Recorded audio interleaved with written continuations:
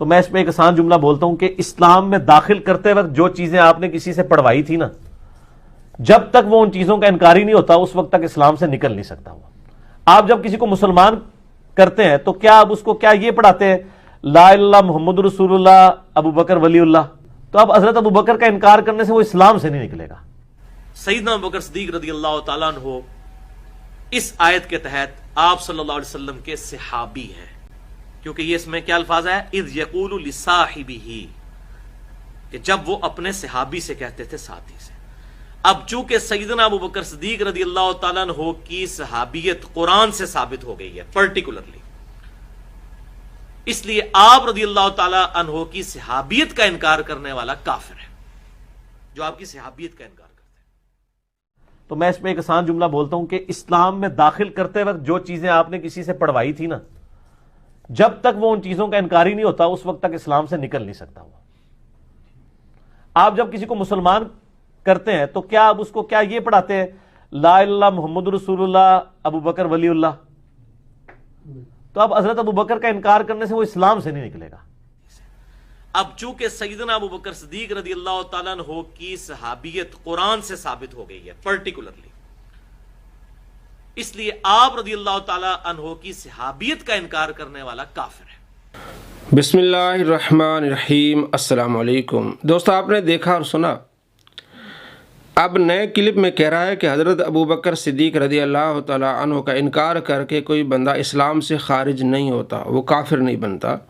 اور پرانا کلپ ہم نے اس کے بعد آپ کو دکھایا جس میں وہ کہہ رہا ہے، بلکہ قرآن پاک کی آیت پڑھ رہا ہے، سورہ التوبہ آیت نمبر 40، کہ آپ صلی اللہ تعالیٰ علیہ وآلہ وسلم کی صحابی ابو بکر صدیق رضی اللہ تعالیٰ عنہ کا انکار کرنا یہ کفر ہے، کافر بن جائے گا۔ جو حضرت ابو بکر صدیق رضی اللہ تعالیٰ عنہ کا انکار کرے گا وہ کافر ہو جائے گا، اس لیے کہ قرآن مجید سے حضرت ابو بکر صدیق رضی اللہ تعالیٰ عنہ کی صحابیت ثابت ہے۔ یہ پرانے کلپ میں کہہ رہا ہے۔ اب نئے کلپ میں اب موجودہ یہ کہہ رہا ہے کہ جو حضرت ابو بکر صدیق رضی اللہ تعالیٰ عنہ کا منکر ہوگا وہ کافر نہیں ہوگا۔ آپ خود دیکھ لیں، ہم نے آپ کو دونوں کلپس دکھائے اور اس کے ماننے والے کہتے ہیں جناب آپ کلپ کاٹ کاٹ کے دکھاتے ہیں، جناب بات مکمل ہو گئی ہے۔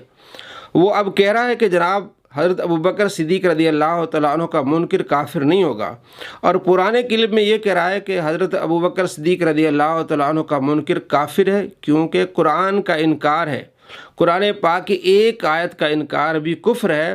تو قرآن مجید سے حضرت ابو بکر صدیق رضی اللہ تعالیٰ عنہ کی صحابیت ثابت ہے، تو ہم تو قرآن کے ساتھ ہیں، ہمیں قرآن پر عمل کرنا چاہیے، ہمیں قرآن پڑھنا چاہیے۔ تو دیکھیں اب وہ قرآن کا بھی منکر ہو رہا ہے، اب اتنا وہ بدل گیا ہے کہ پہلے قرآن پڑھ کے بتاتا تھا کہ جناب حضرت ابو بکر صدیق رضی اللہ تعالیٰ عنہ کی صحابیت قرآن سے ثابت ہے، تو جو حضرت ابو بکر صدیق رضی اللہ تعالیٰ عنہ کا منکر ہوگا وہ کافر ہوگا۔ لیکن اب اتنا چینج ہوا ہے، اتنا رافضی بن گیا ہے، اس کے دل میں اتنا بغض آ گیا صحابہ کرام علیہ رضوان کا کہ اب وہ قرآن کا بھی منکر ہو رہا ہے۔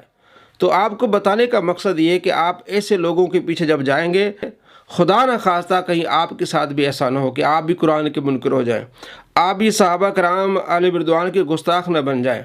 ہم آپ سے صرف محبت کرتے ہیں، پیار کرتے ہیں کہ آپ اپنا ایمان بچائیے، کہیں آپ قرآن کے منکر نہ ہو جائیے اور کہیں آپ صحابہ کرام علیہ رضوان کے گستاخ نہ بن جائیے۔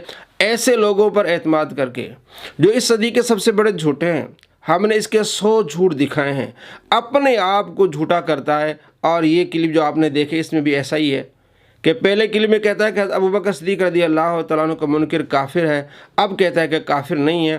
تو جو قرآن میں تو وہ یہی ہے کہ حضرت ابو بکر صدیق رضی اللہ تعالیٰ عنہ پیارے نبی صلی اللہ تعالیٰ علیہ وآلہ وسلم کے صحابی ہیں، تو قرآن کی ایک آیت کا انکار کرنے والا وہ کافر ہو جاتا ہے۔ لیکن اب یہ کہہ رہا ہے کہ وہ کافر نہیں ہوتا، یعنی قرآن کا یہ انکار کر رہا ہے۔